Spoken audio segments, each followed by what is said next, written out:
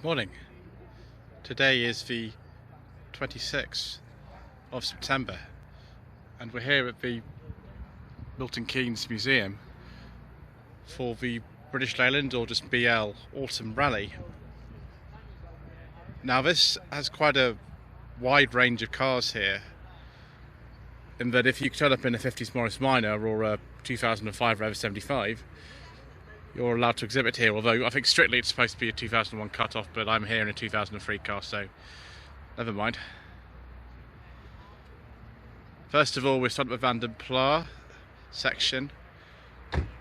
I always say Vanden Plas because publicity material in the mid-80s for Austin Rover used to use that pronunciation, but other ones are also acceptable, of course. This is a Mark II Vanden Plas 1500. 78, based on the Allegro platform, but not badged as an Allegro. This one's for sale. I think £5,000 is quite reasonable, but it looks in pretty nice condition. And of course, it's got the beige interior, as is this one. This is probably the same sort of era, 77, 78, exactly the same colour, and another beige interior. I'm not sure if actually these were for leather or if they were vinyl. I'm not sure on these Vanden Plas. Later on, I think you could get one of these with a 1.7 litre engine or 1750cc engine. I do like those chrome hubcaps, they're very nice. Got more Allegro action coming up soon. First of all, viewers, I think we found it. It's the perfect Maestro. 87, 88 plate. I presume this is probably an 88 because they've already removed the Austin badge off this. Although it's, I imagine, still on the logbook as an Austin. Maestro Vanden Plas. It'd be a 1.6, 5-speed manual. Hopefully with power steering, that was an option. And a beige leather interior with wood door caps. I do like a nice beige leather interior view, particularly on a Vanden Plas with the correct wheel trims. Just to have another look at that beige leather interior views because it is amazing. I think we've peaked early, viewers. Maybe, I'm not sure we're going to be able to top that, but we'll see. More Vanden Plas action. 76, 77 plate on this one with the vinyl roof. Just well, extraordinary. So typical of the era. I really like this colour as well. That's very nice. Now this is a wow. I think it's a Porto Red. A very, very early Maestro Vanden Plas. This will be with the R series engine, I imagine. Now those wheels look like they're off an MG Maestro, and they kind of are, but the alloys were an optional upgrade for these Vanden Plas. This is an 83 on a Y. It's a very, very early Maestro indeed. It's probably the earliest line Vanden Plas. There aren't too many Vanden Plas anyway. I've actually driven one of these. It has just like a Digi-Dash in it. Just the cloth seat similar to the Metro Vanden Plas that I filmed back in August. But yes, I have filmed it myself in this colour with a working Digi-Dash. It was an auto, and that was about a year ago. Yes, not much more to say than well, I prefer the later ones personally. They're slightly better equipped and sort of beige leather interior. But let's leave here before I get too excited, viewers, and look at something else very exciting. 92, 93 Rover 800 Coupé, dark green with a beige leather interior. Oh, here we go again, viewers. And wood door caps. Yes, please, viewers. Very, very much sort of thing that we like on this channel, particularly with some original dealer plates too. Scottish registration, I think, on that one. 89, 90 Rover 800. This is the XX variety, one of the hatchbacks. I've actually got a review of a Rover 820 SI hatchback from this sort of era. It's a 90 on a G on sensible second-hand classics. This might actually be the 820 with no suffix on it, which is the O series with a carb, I think, on that one. So, wow. Now this is a bit of a contrast. This is a very, very late 800 on a V, so 99 plate. This is a Sterling. Don't know what engine's in this. It could be the KV6. They also sold, I think, a the T series Sterling by this stage, and it wasn't just sold as a saloon; it was sold as hatchback too. Let's take a look at that interior. Very nice, very, very nice indeed. Seeing some familiar faces here already, which isn't a surprise. Wow, a whole row of I think this is Nightfire Red Rover 600s. By the stage of all of these, that's 9607 plate, 97, 98, and this is a very late one on the V, so 99. By this stage, they weren't actually putting the model designation on them, they're just calling them 600s. Parking sensors are very, very rare on a 600. This will probably be a GSI. I don't think this is I think the 623 GSIs had the cruise control, so I don't think this is a 623. But it's probably a GSI. Beige leather interior, of course. I think we're going to see a few beige leather interiors today, viewers, and that's what we like to see. This is the T series. Must be the T series turbo then. It's 620 Ti. Very nice, viewers. These are quick. These things, very, very quick. Let's have a look at some Metro. Let's have a look at this. It's a 2005 MGZR. I don't know what trim that is. I've actually got a review, no budget reviews, of a very similar one, but in silver. And this is a 1984 Austin Metro City. Premier yellow. It's where the ultra basic ones, no passenger mirror. Bit of a contrast here, the 114 SLI. Very, very late. Rover 100 be one of the last ones. I think it's production, December 97. Love this colour, that's absolutely lovely. And despite the leather interior, I don't think this is standard, it's an optional leather interior. Still not got electric windows at the front. It's got the airbag. Not all 100s had airbags, but the colour of that is really nice. This is a popular colour on them too, this kind of purple colour. That one you see has not got the airbag because they were actually optional. What's for Knightsbridge SE? Oh, fantastic, brilliant. I wonder if that one next to it's actually Knightsbridge. I mean, we might have a look at the front and see if someone's kind of left me an information sheet to be able to see. Rover 100 didn't last particularly long in production. I think they produced them, was it early 95? Yeah, I think it's also a Knightsbridge. Oh, viewers. Wow. Oh, it's the ultimate Rover Metro. If this was dark green, viewers, but this one will do. It's a 1.4 GS. That's a 1991 plate, and it's got a beige leather interior. Ooh, beige leather wrapping on the wheel. It's got a wood panel on the dash. Oh, yes, please, viewers. The wheels, I think, are off the Rover 100. I think they're a little bit later than the original ones, but yes, please, viewers. Yes, please. 95, 96, Rover 100, Kensington SE. I think this is a 1.4 engine on these.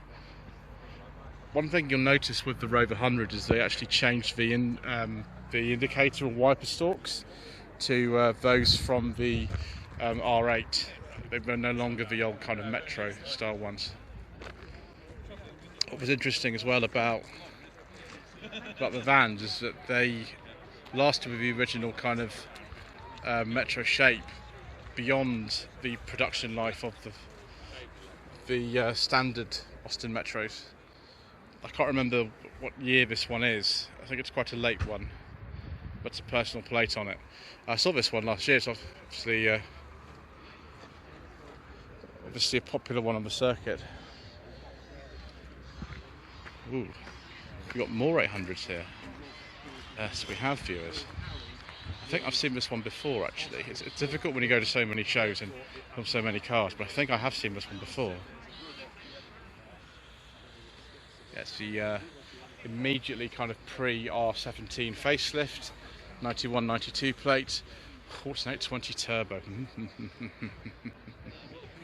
Yes, and so's this one. They're both 820 turbos, so both probably 91s, I'd say. It just depends what sort of red you like, I suppose. Very, very nice indeed. Time for some more Maestro action. This one, MG Maestro 2-litre turbo, and it's immaculate. It's got the sort of body kit on it as well. I think those might be MGF wheels. This is a 1990. Ooh. That is a very, very valuable car now. Very valuable. By contrast, this is the only 1.3 Montego estate. They actually never made 1.3 Montego estate. So this has been retrofitted with a 1.3 engine. They did a base saloon Montego 1.3 for a while, but this one had a 1.3 engine fitted in. I think this is originally 1.6. Just the 1.3 on the tailgate up there. You can't really see that, but it does say that. Had a discussion with someone the other day about that, which, yes, means I'm better informed about these things than I normally am. Unusual. Another MG Maestro 1991 plate. There we go. Montego 1.3.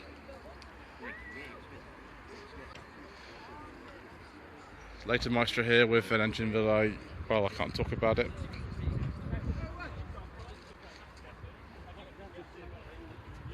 '93, '94 plate with a very late dash in it. It's got the round heater control, so very, very late dash. They introduced that dash in the Maestro in 1991.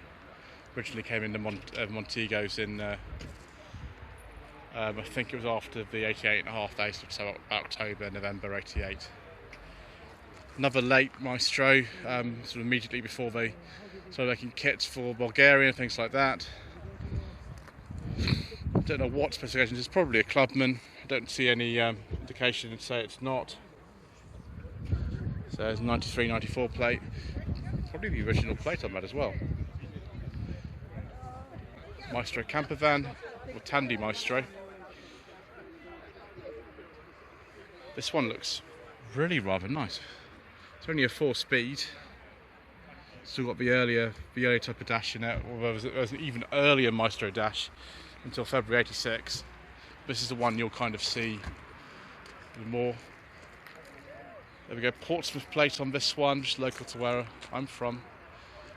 Converted on the Isle of Wight. So that's an '89. Ooh. Montego 2-litre EFI with some tasty wheels on it. Very nice, viewers.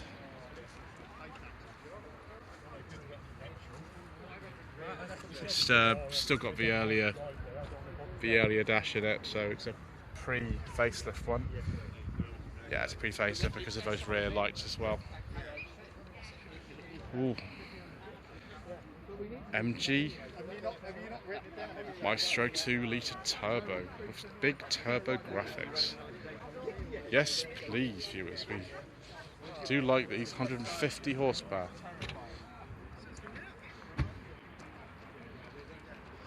So 88, 89 plate. Another Maestro van. And that's used an advertising vehicle of a Coupés Classics. 88, 89 plate as well. Someone's changed those seats at some stage. Check the lights. It's always good to check the lights.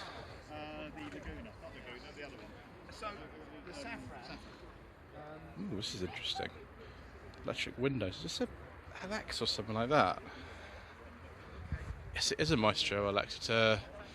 This sort of replaced the Mayfair, sort of, really. It was an SL and an LX, and this will be 91, 92, so pretty late Maestro for sort of anything posh in it. This doesn't have the round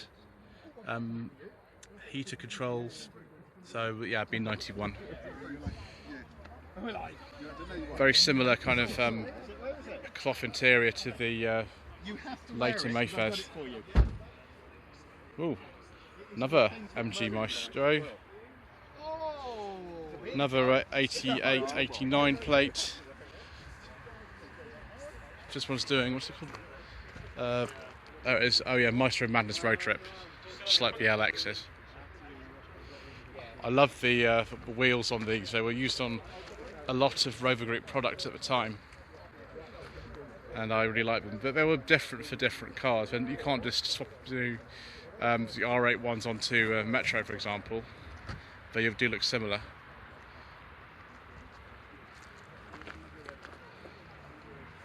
So still Austin badge on this one. So this is City X. So been 87. They're quite basic with the X's, didn't get an awful lot in those. Ooh, Montego Countryman Estate.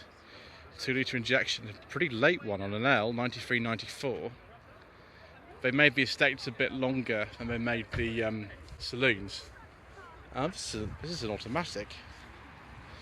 I do have the review of a Montego Countryman coming up on the channel. Actually, I filmed one earlier in the month, and this I think has those are the correct seats. It's got a sort of the kind of tweed type seats in that. It's very nice. I like that, viewers, very much. This year the delights have stretched actually outside the boundaries of the grass area and into sort of cafe area. This is a 96, 97 Rover 200 convertible. JW suggests it's a Birmingham plate, and so might have been owned by Rover Group themselves. This is a later R8 Cabrio because it's got the driver's airbag and the dashboard from the R3 type 200 in it. So Mr. Richardson for Furious Drivings. Over here we've got a couple of Tomcats, an earlier one which doesn't have the sort of grille on it. They came out I think 92, 93 registration. This I think is the turbo one, but it's impossible to say really unless you actually know. This is a later one. The FDHs I think were generally ones that have been exported. Yeah, air conditioning. Yeah, this would have been sent to Japan originally and re-imported. I think the NFDH ones are the ones to look out for. You've got Japanese spec ones. It's even got a beige leather interior, which of course we do like on this channel, viewers, very much. I don't think I've said that yet. This is the rare type of Rover 25. 2000, I think, on a W Rover 25 GTI before the ZRs came in. 1.8 engine in these. I think this had the VBC, so about 143 horsepower, I believe, in these. There we go. Not many of those around at all. Goodness me, viewers, I've never seen a Metro like this before. I think this is a Fraser Nash Metro. I've only ever heard of it, I've never seen one. Look at this. Wow. Extraordinary. Wow. Fraser stroke Tickford. I knew these existed, but I've never seen one. Wow. Yeah, 82, 83 plate on that one. Metro 1.4. So I said 1.4, it might be 1.1 this Quest actually. Billy Basics, yes. Indeed. Original dealer plate on that. Quest special edition in about 94. Oh, another Metro GS.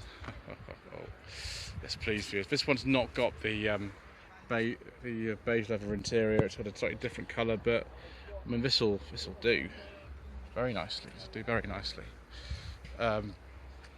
92, 93 plate. So just as when they were starting to use catalytic converters, so this will have the fuel injected engine.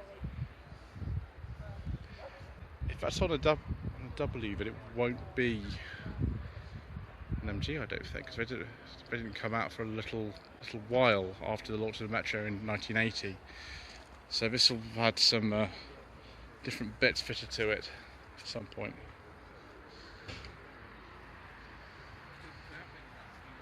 Information sheet is on there, but that's a bit long for me to sort of read too much.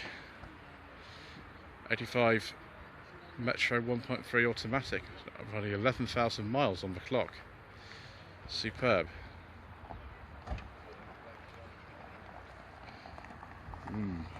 Oh, another Rover 800 Coupé. And of course it's got a beige leather interior. I'm just in the right place at the moment, aren't I, viewers?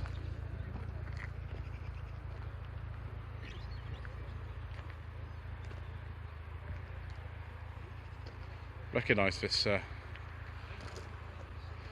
this particular Metro. 1994 Metro Rio. It's with 1.1 litre engine. Ooh, another Rover 114 SLI. Oh, viewers. You don't even get a rev counter. This is an auto. Not even a rev counter. You do get a bit of wood. Very nice colour though, absolutely lovely colour on that.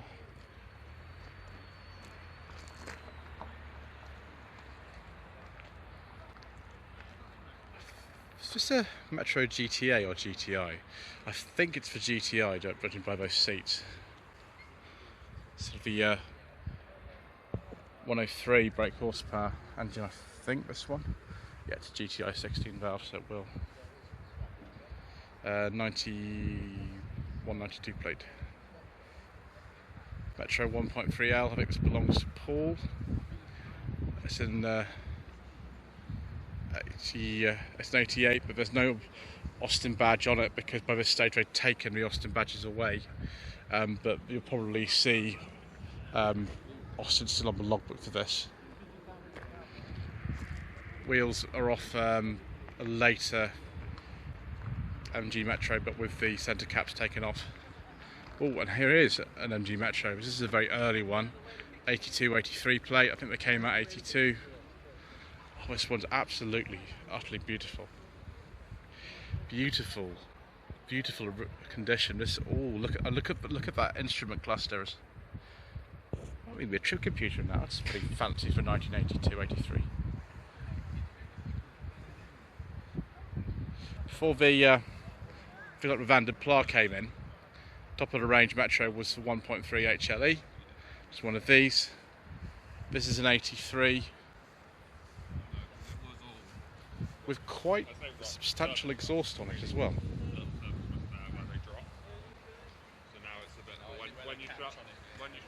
Go all with some early dash stuff in there. Put it just there. Do sort of look at the interior properly without sort of just going through a window when there's a shot. Might be able to do it in there. There we go. More early MG Metro goodness. 83, 84 plate. Very handily, someone has left me a later MG Metro right next to it for sake of comparison. That's very handy. Wooden Motors of New Hall, that's just near Brooklyn, sorry. This isn't too far, this is in Fleet, which is in Hampshire. It's not too far away from there either. There we go. There we are. This is correct wheels on the correct car. Almost identical to the one that my godfather had. Red. MG. This might be a turbo. I'm really bad on sort of telling whether the turbos are turbos or not. Because they don't always say, you see, viewers. They don't always actually say on them. So I'm going to just not call it because I don't know. But yeah, very, very nice condition in here, particularly if it's the original stereo as well, the Philips unit. So right towards the end of Mark II Metro production, before they then went into the Rover Metro, and of course Mr. Westby from Twin Cam is over at the back having a little break. Look at that. Metro 1.1C. I always forget, but I think it's a 91. From garage called Epsom Rover, which was about 5 minutes where I used to live, actually. Of course, you've seen Twin Cam, it's a Twin Cam channel. Another MG Metro here. I believe this is belongs to a friend of Mr. Westby's.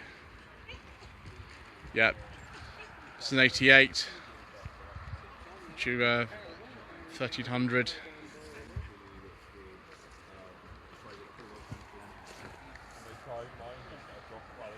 Superb condition, of course. No surprise there.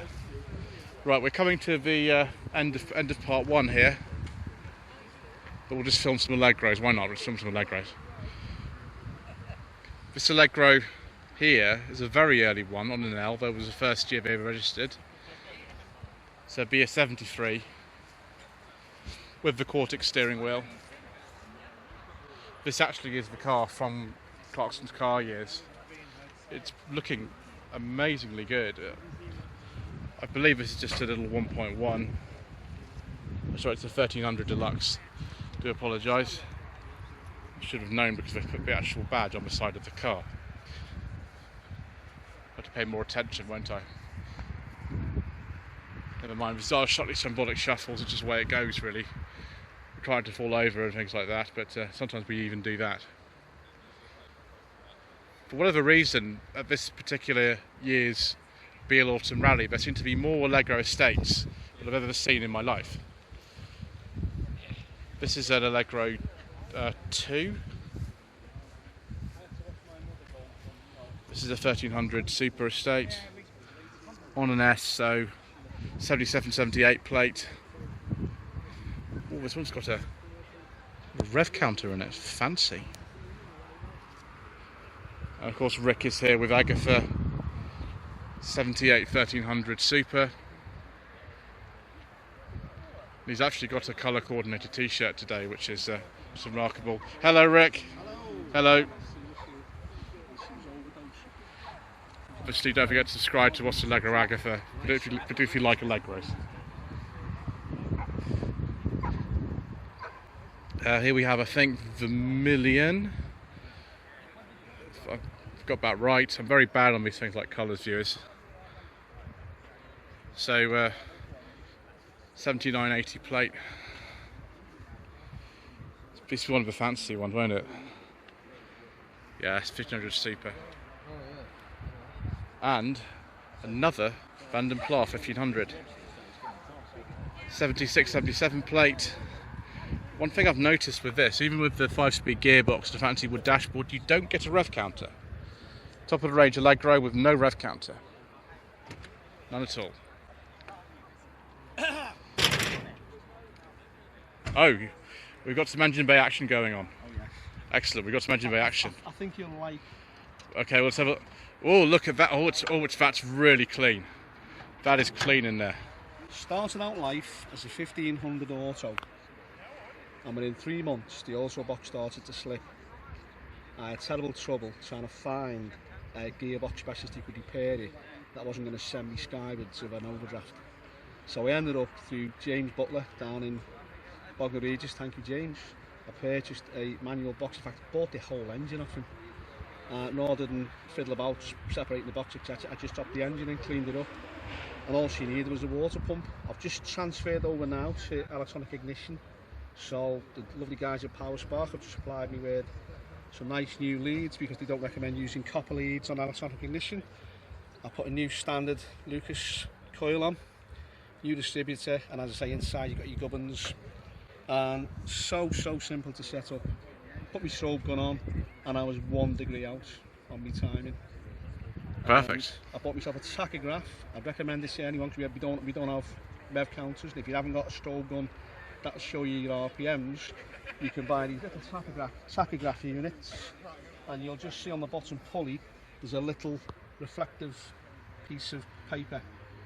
You stick that on and you basically just point the laser on the tachograph, and it will give you an accurate RPM reading, so you can set your timing practically. As you know, on the 1500 it's 1000 RPMs, 13 degrees, and I didn't do too bad at my ears, even though I've got tinnitus. Just by listening, just by you know sound, I was able to get it to about 1025. I thought that'll do, I'm not going to adjust it. It's cool. Well, there you go, and this is Kitty, by the way. Kitty was purchased from a gentleman up in County Durham. She was called Bean by the last owner, but because my grandmother hailed from Sunderland, was actually born in Bishop Auckland, which is just across the way from County Durham. What better way to pay tribute to my late grandmother by christening a Kitty. Brilliant, thank you. Thank you very much. Wow, we've certainly got some very nice Allegros here today, viewers. Another one here with super cover. I think that expired quite some time ago, unfortunately. Never mind. Another Allegro 2, that seems to be the most common type. Probably because they were first sold for the longest. Another 1300 Super. But this is an earlier one. This is an earlier one, M plate, so it's an earlier one. With a Cortex steering wheel as well. Wow, it's a very early one then. Very nice, viewers. Do you like to sit in? If you maybe just open the door, that'd be okay. Do you want to come around this Thank way? you. Let's take a look at some early Allegro interior. There we go. Oh, it smells wonderful in here. It smells the vinyl and everything. It's perfect as well. Look at this. It's absolutely perfect in here. No cracks in the dash or anything. Thank you. Thank you. There you go. You can see a difference between an Allegro 2 and an original Allegro. 73, 74 plate. And then here's an Allegro 3. Could have been engineered just for me. Doubly plate, 80, 81. This is a more sort of I expect 1 4-speed gearbox. You can see the rear lights very different. It's Allegro 3 1.3 HL. This is a same 80, 81 plate, 1.3 HLS. In addition to these rather natty alloy wheels and different door handles and the bits of black trim, we've got quad headlamps on this one. Fantastic. Another Allegro 2 in a typical kind of chocolate brown, very much a colour of the period. Look at these skinny little tyres on it. Again, this will be probably a 1.3, I imagine. No, it's 1100 Deluxe. It's even more poverty stricken than I thought. Allegro Estate.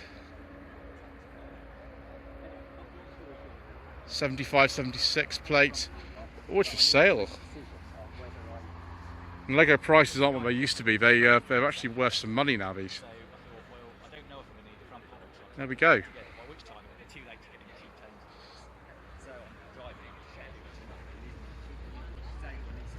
Got more stuff coming in.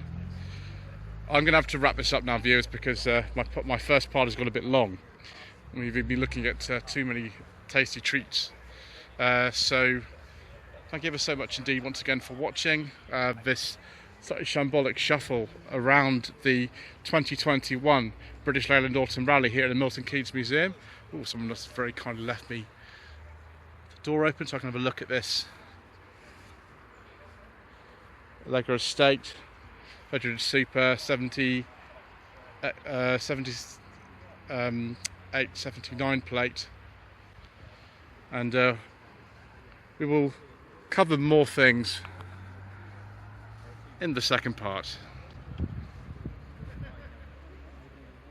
So don't forget to subscribe to the channel for when that goes live.